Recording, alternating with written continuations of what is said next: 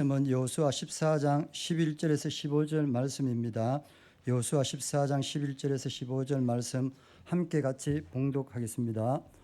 모세가 나를 보내는 날과 같이 오늘도 내가 여전히 강건하니 내 힘이 그때나 지금이나 같아서 싸움에나 출입에 감당할 수 있으니 그날에 여호와께서 말씀하신 이 산지를 지금 내게 주소서.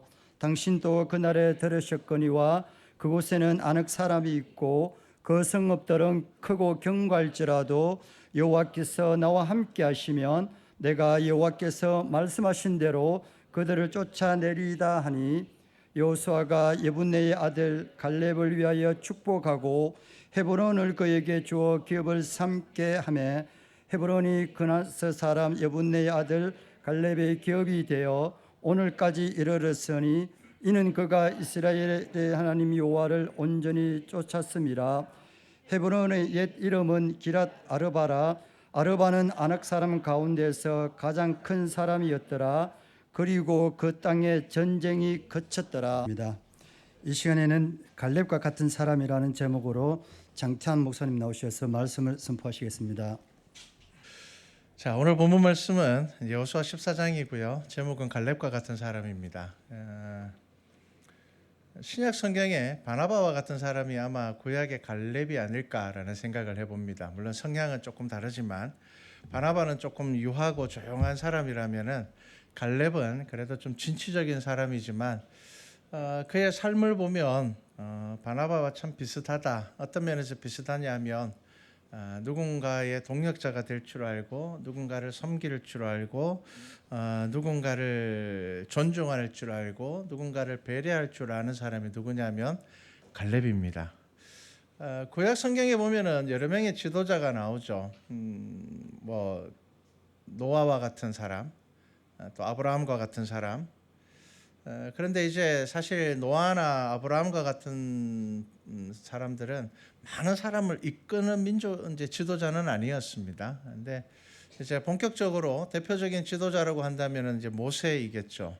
그리고 이 광야 이 이스라엘 백성들을 출애굽하는 것과 광야 40년의 지도자는 모세이지만 가나안 땅에 들어가서 가나안을 이제 정복하는 과정에서 대표적인 지도자는 여호수아입니다.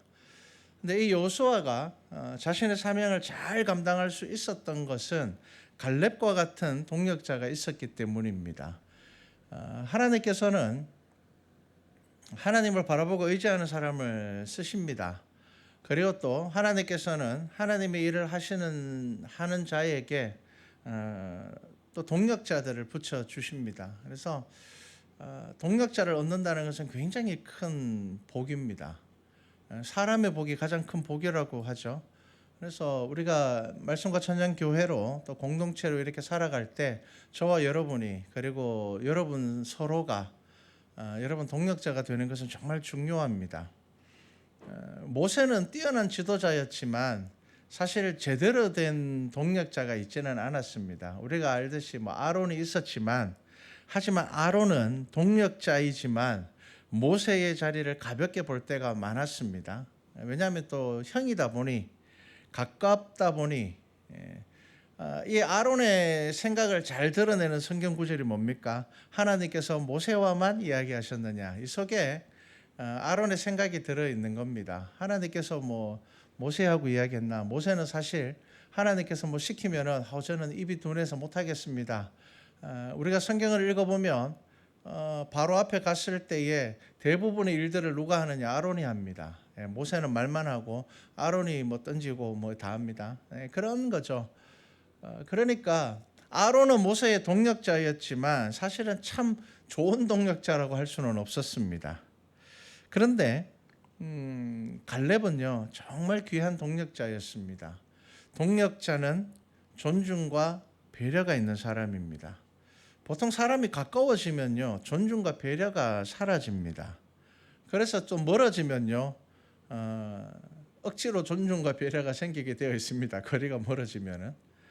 그런데 정말 사람을 귀하게 여기는 사람은요 가까워질수록 존중하고 배려하는 사람입니다. 정말 좋은 사람입니다. 가까워질수록 더 존중해주고 더 배려해주는 사람. 그리고 더 조심스러워해 주는 사람, 이게 좋은 사람입니다. 아론은 모세와 너무 가까워서 모세의 권위를 가볍게 생각했죠. 하지만 갈렙은요, 전혀 다른 사람입니다. 우리가 잘 아는 것처럼 갈렙과 여호수아는 처음에 하나님께서 가나안을 정탐하라고 했을 때 그 12명 중에 포함되어 있었습니다. 같은 위치에 있었습니다. 그리고 이 여호수아와 갈렙은 동일하게 믿음의 눈으로 가나안을 볼 수 있었던 사람입니다. 자, 그런데 이제 모세가 여호수아를 후계자로 정하고 난 이후에 갈렙은요, 질투하지도 않았고요, 갈등하지도 않았고요, 오히려 갈렙은 여호수아를 높이고 섬겼습니다. 어떻게 보면 같은 자리에 있었거든요. 그냥 같은 가나안에 정탐을 하러 들어갔던 사람이란 말이에요. 그럼에도 불구하고 갈렙이 좋은 동력자가 될 수 있었던 것은 뭐냐 하면은 그 권위에 순종하는 사람이었습니다. 하나님의 권위를 순종할 수 있었던 사람이 갈렙입니다. 그리고 갈렙은 가나안에 이제 들어갔을 때에 이스라엘에서 가장 영향력이 있는 사람이 누구냐면 여호수아와 갈렙입니다. 왜냐하면 출애굽했던 세대 중에 만 20세가 넘은 사람 중에는 가나안에 들어간 단 두 사람, 갈렙과 여호수아입니다. 그렇기 때문에 이 갈렙은 여호수아만큼이나 영향력이 있는 사람이었습니다. 그런데 이 갈렙이 여호수아를 어떻게 대하는지를 보십시오. 철저하게 지도자로 순종하고 복종하며, 그리고 그에게 사석에서는 공석에서는 몰라도 사석에서는 편하게 대하고 이런 것이 없습니다. 이스라엘 백성들이 처음에 가나안을 정탐했을 때에 갈렙과 여호수아는 이 가나안 땅을 보고 이스라엘의 밥이다, 하나님께서 이 땅을 우리에게 주셨으니까 이 땅은 우리의 밥이다라고 이야기했다가 돌에 맞아 죽을 뻔했습니다. 그때 모세가 갈렙에게 헤브론 땅을 기업으로 주었습니다. 근데 이 헤브론 땅이 다르게 이야기를 하면요, 오늘 본문 말씀의 마지막에 보면 헤브론의 이름의 뜻이 나와 있죠. 헤브론의 옛 이름은 기럇 아르바라. 아르바는 아낙 사람 가운데서 가장 큰 사람이었더라. 가장 큰 사람이었습니다. 그러니까 이 헤브론이라는 땅은요, 쉬운 땅이 아니고 어려운 땅이었고요, 이스라엘이 가장 주저하는 땅이 어디냐면 헤브론이었습니다. 그런데 모세는 이 헤브론 땅을 누구에게 주었느냐? 갈렙에게 기업으로 주었습니다. 자, 오늘 본문 말씀은 14장 6절부터 이제 그 내용이 시작이 되는데요. 이제 가나안 땅에 들어가서 이스라엘 땅을 분배하고 지금 이제 시간이 한 5년 정도 지났는데 가나안 땅을 다 점령하지 못했습니다. 대부분의 가나안 땅은 점령을 했지만 아주 강한 아직 5개의 이 족속이 남아 있습니다. 그런데 가장 골치 아픈 게 누구냐 하면은 바로 이 아낙 자손들이 있는 헤브론 땅이었습니다. 자, 그때에 이 6절에 딱 이렇게 시작합니다. 그때에 유다 자손이 길갈에 섰는데 여호수아에게 나오고 그니스 사람 여분네 아의 갈렙이 여호수아에게 말하되 여호와께서 가데스 바네아에서 나와 당신에 대하여 하나님의 사람 모세에게 이르신 일을 당신이 아는 바라. 자, 이제 갈렙이 여호수아에게 나와서 뭐라고 이야기를 하는가 하면은 과거에 있었던 일들, 광야에서 있었던 일들을 지금 이야기를 하면서 이렇게 이야기를 합니다. 내 나이 40세에 여호와의 종 모세가 가데스 바네아에서 나를 보내어 이 땅을 정탐하게 하였으므로 내가 성실한 마음으로 그에게 보고하였고, 자, 우리 성경에는 성실한 마음으로 보고하였다라고 기록이 되어 있는데 히브리 성경을 보게 되면은 믿음의 눈으로 보았다라는 의미가 있습니다. 그러니까 지금 여호수아와 갈렙은 그 가나안 땅을 정탐하러 들어갔을 때 그들이 어떤 눈으로 그 땅을 보았는가 하면은 객관적인 사실보다 훨씬 더 우선되는 게 무엇이었는가 하면은 믿음의 눈으로 보았다는 것이고, 이 믿음의 눈으로 보았다라는 것은 무엇을 중심으로 보았느냐 하면은 하나님의 언약을 중심으로 보았다는 겁니다. 자, 그래서 그들은 믿음의 눈으로 그 땅을 보고 그 땅을 본 것에 대하여서 그들은 보고하였다라는 거죠. 우리가 객관적으로 생각하면요, 12명의 정탐꾼 가운데 10명의 내용은요 사실입니다. 틀린 거 하나도 없습니다. 그 땅의 거민들은 강하고 워낙 풍부하고 기름진 땅이다 보니까요, 많은 사람들이 모여 살았고요. 많은 사람이 모여 산다는 것은 어떤 의미입니까? 군대도 많다는 겁니다. 전쟁할 수 있는 사람이 많다는 것입니다. 그리고 심지어 그곳에서 살아가는 사람들은 어떻게 해요? 거인족이었다는 겁니다. 아낙 자손을 거인이라고 이야기를 합니다. 큰 사람이라 표현을 하죠. 고고학적으로도 근동 지역을 나오는 이 유골들을 보면요, 거인족들이 있습니다. 평균 신장이 거의 2m가 다 넘어가 버리는 거인족들이 있습니다. 지금도 아마존에 가면 피그미족이 있습니다. 평균 신장이 150 정도밖에 되지 않는 아주 작은 부족이 있거든요. 그러니까 반대로 근동 지역에는 굉장히 큰 이제 족속들이 있습니다. 그래서 뭐 골리앗이라든지 그런 이제 인물들이 그쪽에서 등장을 하게 되는데 굉장히 거인들입니다. 그러니까 이 12명의 정탐꾼 가운데 10명은요 거짓말을 한 것이 아니라 사실을 이야기한 겁니다. 그런데 여호수아와 갈렙은요 거짓말을 한 것이 아니라 하나님의 언약으로 그 땅을 본 것입니다. 이 차이입니다. 자, 그래서 여러분, 교회가 하나님께서 우리에게 맡겨주신 사명을 감당하기 위하여서는 여러분, 우리가 객관적인 사실 정말 중요합니다. 그런데 우리에게 더 중요한 것이 무엇일까요? 하나님의 말씀으로 이 모든 일들을 바라보는 것이고, 하나님의 말씀으로 세상을 바라보는 것이고요, 하나님의 말씀으로 우리의 가정을 바라보는 것이 정말 중요합니다. 왜냐하면 그것이 객관적인 사실을 뛰어넘는 하나님의 언약 안에 있기 때문입니다. 자, 여호수아와 갈렙은 믿음의 눈으로 봤습니다. 교회도 어떠한 문제들이 생겼을 때 믿음의 눈으로 봐야 됩니다. 객관적인 눈이 필요할 때도 있지만 성경에서 분명히 우리에게 말씀하신 부분에 대하여서는 우리는 말씀으로 봐야 됩니다. 그래야지 길이 보입니다. 자, 가나안에서 가장 힘들고 어려운 땅은요 아낙 자손의 땅이었습니다. 자, 신명기 1장 28절을 보면 정탐꾼들이 와서 했는 말이 이렇게 기록되어 있습니다. 우리가 어디로 가랴? 우리의 형제들이 우리를 낙심하게 하여 말하기를 그 백성은 우리보다 장대하며 그 성읍들은 크고 성곽은 하늘에 닿았으며 우리가 또 거기서 아낙 자손을 보았노라 하는도다. 자, 이 사람들이 지금 가나안을 보고 난 다음에 정탐하고 난 보고를 들었을 때 그들이 가장 실망했던 게 뭐냐면 거기에 아낙 자손이 있다는 겁니다. 거기에 아낙 자손이 있다는 말을 듣고 이 사람들이 실망하고 절망한 겁니다. 와, 이거 안 되겠구나. 우리가 이길 수 없겠구나라고 생각한 겁니다. 그러니까 다들 피해버렸습니다. 그래서 광야 40년이 시작되었죠. 자, 여호수아가 이스라엘 백성들을 이끌고 가나안 땅에 들어갔고 5년간 전쟁을 했지만 아직까지 거인의 땅이라 불리는 아낙 자손의 땅을 차지하지 못했습니다. 아낙 자손 이 계속 미룰 수가 없습니다. 뭐 피할 수는 있지만 이제 결국에는 이제 맞닥뜨려야 되는 순간이 됩니다. 하지만 쉽게 나서는 사람이 없습니다. 가나안 입성을 하고 끊임없이 전쟁을 하였고 어느 정도 가나안을 정복하였지만 가장 강한 몇몇 부족을 남겨놓은 상황입니다. 이런 상황일 때에 젊고 힘있고 열정이 넘치는 이들이 나서면 좋겠지만 그런 이들도 이 아낙 자손이라는 것에 대한 두려움을 가지고 있었습니다. 그때 누가 나섭니까? 갈렙이 나서는 겁니다. 갈렙이 스스로 자원하여 그 일을 감당하려고 합니다. 자, 모세가 120세에 죽었습니다. 여호수아가 85세의 지도자가 되었습니다. 여호수아가 지도자가 된 나이도 늦은 노인입니다. 그런데 갈렙이 지금 뭐라고 이야기를 하는가 하면요, 갈렙은 이렇게 이야기를 합니다.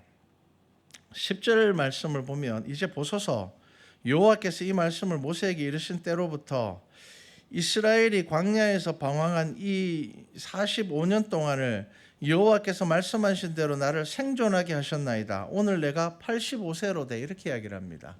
자, 지금 갈렙이 여호수아 앞에 나와서 뭐라고 이야기를 하는가 하면 나는 85세이지만 뭘 달라고 이야기를 합니까? 헤브론을 달라고 이야기를 하는 겁니다. 여러분, 오늘 본문의 말씀이 아주 중요합니다. 좋은 땅 달라는 게 아닙니다. 편한 땅을 달라고 하지도 않습니다. 야, 내가 얼마나 고생했는데, 내가 광야 40년 동안도 나는 고생을 했고, 야, 내가 지금 여호수아와 같은 동급인데 이제 나는 좀 편하게 해줘. 이게 아닙니다. 갈렙이 어떻게 말합니까? 내가 85세이지만 그 다음 뭐라고 이야기를 합니까? 그날의 여호와께서 말씀하신 이 산지를 지금 내게 주소서, 이렇게 이야기를 하는 겁니다. 모세가 나를 보낸 날과 같이 오늘도 내가 여전히 강건하다고 이야기를 합니다. 여러분, 45세하고 85세가 같을 수가 있습니까? 지금 갈렙이 하는 이야기는 뭐겠습니까? 지금 이제 11절 말씀을 잘 보셔야 됩니다. 내가 여전히 강건하니 내 힘이 그때나 지금이나 같아서 싸움에나 출입에 감당할 수 있으니, 자, 그 다음에요, 그날에 여호와께서 말씀하신 이 산지를 내게 주십시오라고 이야기를 하는데, 그 12절의 후반절 말씀을 잘 보십시오. 이렇게 이야기를 합니다. 여호와께서 나와 함께 하시면 내가 여호와께서 말씀하신 대로 그들을 쫓아내리이다. 지금 갈렙은요, 나 아직 건강해, 나 아직 힘이 넘쳐, 나는 지금 45세 때나 지금 내가 40세 때나 85세 때나 나 지금 똑같아, 그 이야기를 하는 것이 아닙니다. 지금 갈렙이 무슨 이야기를 하는 줄 아십니까? 그때도 나는 하나님께서 나와 함께 하심을 믿었고, 나는 지금도 하나님께서 나와 함께 하심을 믿고, 하나님의 언약이 그때나 지금이라 동일하기 때문에 하나님께서 나와 함께 하시면 여호와께서 말씀하신 대로 내가 그들을 쫓아내리이다, 이렇게 말하는 겁니다. 이게 무슨 말인가 하면 내가 내 힘으로 쫓아내겠다라는 것이 아닙니다. 하나님의 말씀이 나를 통하여서 이루어질 것이다라는 겁니다. 여러분, 이런 사람이 귀한 동력자입니다. 편하려고 하는 사람이 아닙니다. 지금 갈렙이 뭐라고 이야기를 하는가? 아무도 안 하려고 하는 일, 피하고 싶은 거, 그거 달라는 겁니다. 내가 하겠다는 겁니다. 내가 믿음으로 차지하겠다는 겁니다. 여러분, 이게 참 귀한 믿음의 동력자입니다. 내가 능력이 되니까 할게, 내가 재능이 있으니까 할게, 내가 돈이 많으니까 내가 한번 해보겠다, 이게 아닙니다. 내가 믿음이 있으니까 한번 해볼게라는 겁니다. 내가 믿음이 있으니까 해보겠다. 자신은 지금 노인이지만 하나님은 여전히 자신과 함께하고 있고, 하나님의 말씀은 이루어질 거기 때문에 내 나이가 별로 상관이 없다는 겁니다. 내 나이가 85세인 것이 뭐가 문제냐는 겁니다. 이 6절부터 쭉 말씀이 뭡니까? 여호수아가 자기의 삶을 쭉 돌아보면서 뭐라고 고백을 합니까? 나의 지난 삶이 하나님의 은혜였다라는 것을 고백하는 겁니다. 그리고 그 은혜로 인하여서 아직 나는 하나님의 일을 감당할 수 있다는 겁니다. 주저하지 않습니다. 갈렙을 동력자로 얻은 여호수아도요, 갈렙과 같은 믿음의 사람입니다. 여호수아가 어떤 사람이냐면요, 나중에 여호수아가 이 땅을 나누면서 자기가 지도자잖아요. 그런데 자기의 권리를 주장하지 않고요, 좋은 땅을 다른 사람에게 양보하고요, 자신은 에브라임 삼지의 딥낫셀라라는 지역을 취합니다. 그래 좋은 땅 아닙니다, 이 땅은. 그러니까 여호수아는 자기가 지금 지도자임에도 불구하고 제일 좋은 땅을 차지하지 않습니다. 자기 지파들에게 주어진 땅 가운데서도요, 좋은 땅이 아닙니다. 그러니까 다른 사람들에게 좋은 땅을 나눠주고 자기는 그냥 그 땅을 가지는 겁니다. 여러분, 하나님께서 어떤 사람을 쓰실 것 같습니까? 하나님께서는요, 그 언약을 의지하고 자신의 삶을 돌아보면서 그것이 은혜인 것을 알고 감사하는 사람을 하나님께서 쓰시는 겁니다. 여러분, 우리의 삶에 감사가 있어야 됩니다. 어떤 감사가 있어야 될까요? 오늘 설교가 이제 갈렙의 이야기를 하고 있잖아요. 저는 여러분들이 사람에 대해서 감사할 줄 아는 사람이 되면 참 좋겠습니다. 여러분, 우리 말씀과 찬양교회를 이렇게 모아주셨잖아요. 여러분, 우리가 많지는 않지만 저와 여러분 모두는 동력자입니다. 여러분, 지금 우리 아이들 막 어리지만요, 한 10년만 지나 보십시오. 다 같이 집사님하고 해야 됩니다. 같이 일해야 됩니다. 하나님께서 우리를 다 동력자로 불러주셨어요. 제가 목회를 하면서 보니까 사람에 대해서 감사할 줄 아는 사람을 하나님께서 꼭 복을 주시더라고요. 하나님께서 주시는 가장 큰 복이 뭐냐면 사람을 통해서 주시는 복이더라고요. 재물이 아니라 할지라도 사람을 통하여서 위로를 얻고 사람을 통하여서 하나님의 말씀을 경험하게 하시더라고요. 며칠 전 뉴스를 보면서 제가 마음이 참 안타까웠습니다. 며칠 전에 어떤 뉴스가 나왔는가 하면요.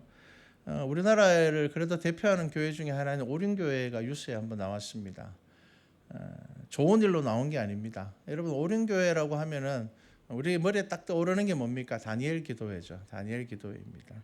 왜 이 오륜교회가 뉴스에 나왔느냐? 그 방송실 영상 팀장이 과로사했습니다. 교회 일을 하다가 과로로 죽었죠. 그런데 사람 한 명이, 그러니까 교회의 직원이잖아요. 교회의 직원이 과로로 사망을 했는데 이 교회가 그 문제를 해결하는 과정에서 소극적이고 회피하고 외면하는 겁니다. 책임지지 않으려고 하는 겁니다. 그게 문제가 되는 겁니다. 그 이제 뉴스에 뭐 이렇게 담당 장로님이겠죠. 장로님과 뭐 이 직원하고의 통화 이런 내용들도 뉴스에 나왔는데 너무 그 이야기를 들으니까요. 진짜 동력자로 대하는 것이 아니라 그냥 회사에서 그냥 말단 직원을 대하듯이 그렇게 사람을 대하더라고요. 여러분, 다니엘 기도회를 통하여서 얼마나 많은 사람들이 은혜를 받습니까? 그 다니엘 기도회에 뭐가 있습니까? 앞에 찬양이 있고 간증이 있습니다. 여러분, 간증이 뭡니까? 내가 하나님의 은혜를 이렇게 누렸다는 거 아닙니까? 하나님께서 이렇게 우리와 함께 하셨다는 것 아닙니까? 그런데 막상 그 일을 진행하는 과정에서 함께하는 동력자가 과로로 죽었음에도 불구하고 교회가 그 사람을 대하는 태도가 좀 과장되게 표현하면 그냥 하나의 도구로만 생각하고 있다는 느낌이 들더라고요. 돈으로만 생각하는 겁니다. 너무 많은 노동 시간과 퇴근도 하지 못해. 다니엘 기도해야 하는 기간이 되면요, 방송실 직원들이 퇴근을 못 한대요. 밤새도록 일을 해야 되니까. 그렇게 일을 하면은 그 과중한 노동 시간, 이것에 대하여서 교회는 그들에게 감사해야 되고 동력자로 생각해야 되고, 그래야 함에도 불구하고 그냥 뭐 월급 받고 일하는 그냥 직원으로만 생각을 하고 일하는 사람으로만 대하는 겁니다. 여러분, 교회 안에서 일을 하는 모든 사람은 성도입니다. 믿음 없이 그곳에서 일하고 있겠습니까? 다 성도입니다. 여러분, 우리는 서로가 다 동력자입니다. 그런데 그러한 모습으로 교회가 뉴스에 나오니 여러분, 그런 헌신들과 또 그런 희생들이 있었는데 그것을 외면하는 그 교회의 모습이 과연 정말 다니엘 기도에 합당한 모습이겠습니까? 너무 마음이 안타깝더라고요. 여러분, 저와 여러분은 동력자입니다. 그리고 아까 여기 아이들 특송했잖아요. 여러분, 이 아이들도 다 우리 동력자들입니다. 이 아이들 금방 자랍니다. 이 아이들이 나중에 어떤 아이들 될지 모릅니다. 지금은 설교하면은 딴 생각하고 있는 것처럼 보이지만 저 아이들이 나중에 어떻게 될지 모릅니다. 네.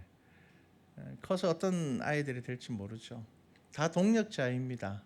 그래서 여러분, 우리 안에 뭐가 있어야 된다고요? 서로를 향한 존중과 배려가 있어야 되는 겁니다. 우리는 높아지려는 욕심을 다 가지고 있습니다. 사람이면 그 욕심이 있습니다. 잘 되는 것 기대합니다. 그거 나쁜 것 아닙니다. 하지만 우리의 믿음 안에서 우리가 바라봐야 되는 것은 우리의 길을 인도하시는 분이 하나님이시고 주께서 우리에게 주시는 길을 우리가 순종하여 가는 것도 믿음입니다. 스스로 높아지려고 하면은요, 공동체 무너뜨립니다. 연합을 깨뜨리게 되는 겁니다. 지금 갈렙이 어떻습니까? 사실 갈렙은요, 모세하고 아론은 다릅니다. 모세는 하나님께서 직접 쓰셨고 대단한 능력을 행하셨고 그렇지만 사실 여호수아와 갈렙은 거의 동격인 사람입니다. 그럼에도 불구하고 갈렙은 여호수아를 섬기고 존중하며 그리고 그에게 순종합니다. 지금도 주기철 목사님이나 옥하는 목사님과 같은 분들의 설교 말씀이 여전히 우리에게 힘이 되는 것은 그 목사님들의 설교가 특별하기 때문이 아니라 그 이미 돌아가신 그 목사님들의 삶이 끝까지 겸손하여 하나님을 높이셨기 때문입니다. 그 삶이 있어서 그 설교가 계속 기억되는 겁니다. 그 삶이 있었기 때문에 그 설교가 여전히 우리의 마음에 울림을 주는 겁니다. 여러분, 교회를 사랑하신다면 여러분, 이 기도를 꼭 하십시오. 우리 교회가 이런 교회가 되면 좋겠습니다라는 기도를 꼭 하십시오. 그리고 또 중요한 기도를 하나 더 하십시오. 이런 교회가 되려면 제가 뭘 해야 될까요를 기도하십시오. 여러분, 우리는 막연하게 바라는 것만 있고 구체적으로 내가 뭘 해야 될지 생각하지 않는 분들이 참 많습니다. 제가 청소년 사역, 청년 사역을 하면서 제일 마음 안타까운 것이 뭐냐 하면 부모님들 중에 목사님 우리 자녀는 믿음으로 잘 자랐으면 좋겠어요 라고 이야기하는데 부모님들이 전혀 신앙생활을 제대로 안 하세요. 마음은요, 우리 아이가 신앙생활 열심히 했으면 좋겠어요 라고 하면서 우리 아이가 신앙으로 잘 자라려면 하나님 제가 뭘 해야 될까요? 라고 기도하지 않는다는 겁니다. 여러분, 내 자녀가 믿음으로 잘 자라기를 바란다면 반드시 그 다음에 무슨 기도를 해야 됩니까? 그러면 하나님 제가 뭘 해야 될까요?를 기도해야 되잖아요. 그런데 우리는 우리 자녀가 신앙생활 잘했으면 좋겠습니다 라고 이야기를 하고 그분은 막상 신앙생활을 하는 거 보면 예배도 잘 안 드리죠. 예배에 집중하지도 않죠. 뭐 한 달에 한두 번 정도 예배 나오는 게 전부죠. 그게 다입니다. 그러면서 뭘 바란다고요? 내 자녀가 신앙생활 잘했으면 좋겠습니다. 여러분, 이거는 일하지 않으면서 부자 되고 싶다라는 마음과 똑같습니다. 하나님 저 일은 안 하고 싶은데 부자 만들어 주세요. 여러분, 그것은 잘못된 기도이죠. 그래서 여러분 교회를 위해서 기도할 때 그냥 하나님 우리 교회를 부흥시켜 주세요. 여러분, 그렇게 기도하면은 그거에서 끝나버리면 안 되는 겁니다. 그러면 하나님 제가 뭘 할까요? 다르게 이야기하면 하나님 우리 교회가 사랑이 넘치면 좋겠습니다라고 기도한다면 그 다음에 이어져야 되는 기도는 뭡니까? 하나님 그러면 제가 어떻게 해야 될까요? 우리 교회 사랑이 넘치려면 제가 뭘 해야 될까요? 여러분, 이 기도까지 이어지지 않는 기도는요, 올바른 기도가 되지 않습니다. 갈렙을 보십시오. 이스라엘 공동체를 위하여서 그가 어떤 모습을 보여줍니까? 믿음의 본이 되는 겁니다. 그가 여호수아 앞에 엎드려서 순종한단 말이에요. 누가 여호수아의 권위를 의심할 수가 있겠습니까? 여호수아와 그의 동격인 갈렙이 여호수아 앞에 엎드려서 순종하고 이 헤브론 가장 힘들고 어려운 땅, 거인들이 살아가고 있는 이 가장 강력한 이거 저한테 주십시오. 이 산지를 제게 주십시오. 여러분, 이거 우리 찬양의 가사 아닙니까? 이 산지를 내게 주셔서. 그 땅이 좋아서 달라는 게 아닙니다. 그 땅이 편해서 달라는 것도 아닙니다. 이 땅은 가장 어려운 땅이기 때문에 달라는 겁니다. 여러분, 이런 사람이 가장 귀한 동력자가 될 수 있습니다. 편한 일만 하려고 하고 나 하고 싶은 것만 하려고 하고 여러분, 동력자가 되기가 참 어렵습니다. 그런데 믿음으로 이 땅을 내게 주십시오. 제가 몇 주 전에 부흥하는 교회, 쇠퇴하는 교회라는 책을 읽었습니다. 이 책은 이제 한국 교회 데이터 연구소에서 한국 전체 우리나라의 전반적인 교회를 대상으로 자세한 여러 가지 이제 통계를 냅니다. 근데 재밌는 이제 조사를 했더라고요. 부흥하는 교회와 쇠퇴하는 교회의 성도 26,000명이면 엄청 많아요. 그 교회마다 26,000명 무작위로 해서 26,000명을 대상으로 교회에 대하여서 부흥하는 교회가 가지고 있는 특징, 쇠퇴하는 교회가 가지고 있는 특징을 분석을 했는 이제 자료를 봤는데요. 진짜 성경 말씀이 그대로 적용이 되더라고요. 부흥하는 교회의 특징이 있습니다. 목회자의 비전과 목표가 분명하고, 두 번째 소그룹이 활성화가 되고, 세 번째 봉사자의 비율이 높고, 네 번째 교회 행사의 참여율이 높습니다. 이 특징을 가지고 있는 교회는 반드시 부흥한다는 겁니다. 부흥하는 교회들이 이러한 특징을 가지고 있다는 거죠. 쇠퇴하는 교회의 특징이 있습니다. 목회자가 성도 탓을 합니다. 쉽게 이야기하면 남 탓을 한다라는 거죠. 목회자가 뭐 안 되면 성도 탓을 합니다. 그리고 성도와 성도 간의 갈등이 많습니다. 그리고 기도하지 않습니다. 교회 행사에 대한 참여율이 낮습니다. 그리고 마지막으로 봉사를 싫어합니다. 이게 쇠퇴하는 교회의 특징이었습니다. 물론 이제 그 속에 여러 가지 믿음의 요소들이 작용을 하겠지만 일단 겉으로 드러나는 그러한 여러 가지 상황들 딱 나와 있습니다. 제가 이 이야기를 왜 하느냐? 여러분들이 만약에 우리 말씀과 찬양교회가 이 지역 가운데서 더 큰 일들을 감당하기를 원한다면 여러분들이 이러한 것들을 아시고 기도하시는 것이 좋습니다. 제가 교회를 개척하면서 말씀과 찬양교회라는 이름을 정한 이유가 있습니다. 말씀과 찬양은 예배를 의미하죠. 처음에는 예배드리는 교회라는 이름을 아주 직설적인 이름을 짓고 싶었는데 주위에 이제 조언들이 있어서 구체적으로 말씀과 찬양 교회라고 했습니다. 하나님은 저를 목사이며 또 예배 연주자로 부르셨습니다. 오랜 시간 음악을 했죠.